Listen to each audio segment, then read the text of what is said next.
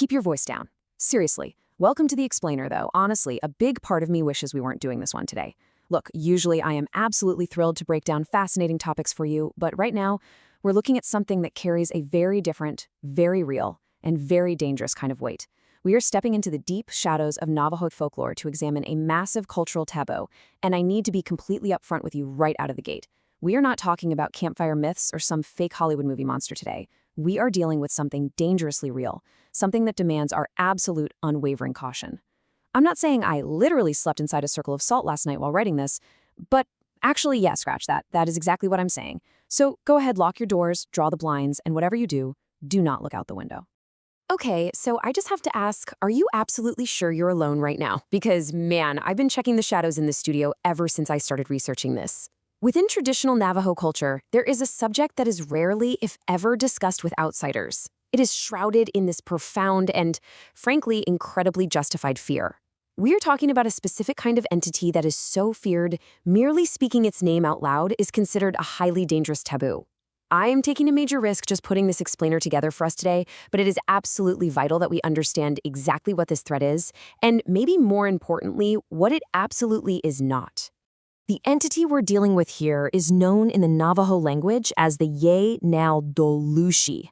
Just hearing that translation, by means of it goes on all fours, it literally sends a shudder right down my spine. See, here's the thing you gotta understand. This is not a cryptid. It's not some undiscovered magical beast roaming the woods. It is a human being. Specifically, it's a profoundly malevolent witch, a dark sorcerer known as an Enthihini. According to the traditional accounts, these are people who have engaged in terrifying, unspeakable acts to gain their power. They're human beings who have completely corrupted their own souls to acquire this terrifying ability to transform into, possess, or disguise themselves as animals. Which, is exactly why I will be politely declining all future camping trips to the Southwest. Forever. No way. To really grasp how terrifying these individuals are, you kind of have to look at their total opposite, the medicine men and women. You really have to understand this strict dichotomy. On one side, you've got these amazing community healers and cultural workers. These healers might learn about both good and evil magic, sure, but they do it strictly to protect their people against evil. They perform good works. But the naaldlooshii, they are the absolute total antithesis of Navajo values. They use manipulative, incredibly dark magic to perform harmful ceremonies. They don't heal, they corrupt. They are individuals who have actively, consciously chosen to turn their backs on their humanity, to just embrace pure, destructive malice. Now, the sheer variety of terrifying disguises these things can take, that's what really keeps me up at night. They don't just put on an animal skin like a costume. They literally become the animal.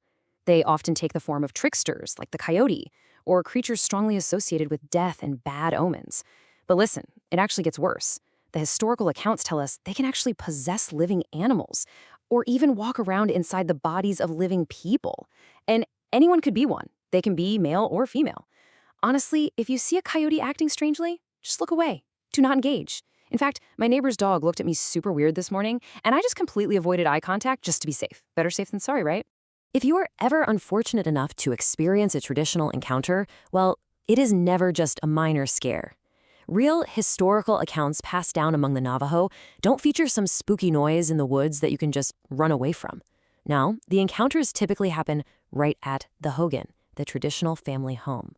The witch approaches the home, and what follows is an absolute, terrifying life and death struggle. Seriously, these historical records end in only 3 ways. The Navajo kills the witch kills the Navajo, or they fight to a bitter, exhausting stalemate.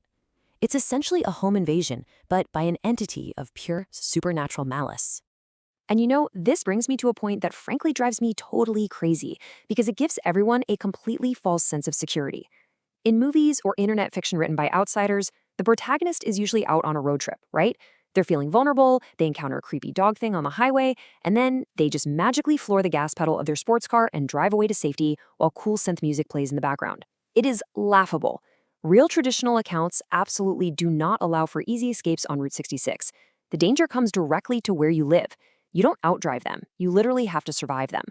So when outsiders take this intensely feared, very real threat and just turn it into a cheap campfire tale, they're giving it what researchers call the hook treatment. You know the urban legend of the killer with a hook for a hand, right? Well, people take these deep, complex, indigenous folk stories and just strip out all the real meaning, substituting the naaldlooshii as a generic slasher villain just to scare their friends. It completely erases the true terror of what these sorcerers actually represent in reality. It totally ignores the dark magic and the massive cultural devastation they cause. And hey, this isn't just about getting the scary details wrong. It causes real, tangible harm. Take this statement from Cherokee Nation academic Dr. Adrienne Keene. She wrote this in direct response to authors, specifically J.K. Rowling, who were carelessly appropriating these extremely powerful concepts into popular fantasy fiction. She states, "These are not things that need or should be discussed by outsiders at all.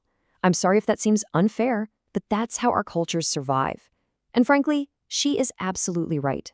Aside from the deep disrespect, dragging these very real entities into pop culture without context is practically sending them an invitation. And I don't know about you, but my guest room is officially closed. This deep cultural protection naturally creates a very strict rule of silence. The legend remains poorly understood outside the culture for one very good reason. Traditional Navajo people will absolutely not discuss this lore with outsiders, or really anyone they don't explicitly trust. Why?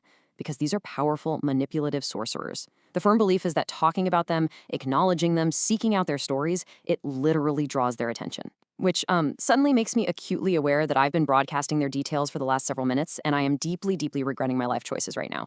So, on that deeply unsettling note, I want to leave you with one final thought. The next time you hear a strange scratch at your door, or you see a shadow move in a way that just isn't quite right, remember the true, heavy cultural weight of what we've discussed today. This is not a game, and it sure isn't a movie.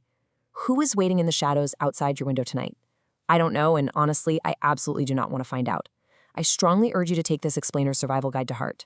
Respect the culture, respect the silence, and whatever you do, do not invite them in. All right, I'm going to go push a heavy dresser in front of my door now. Stay safe out there, everyone.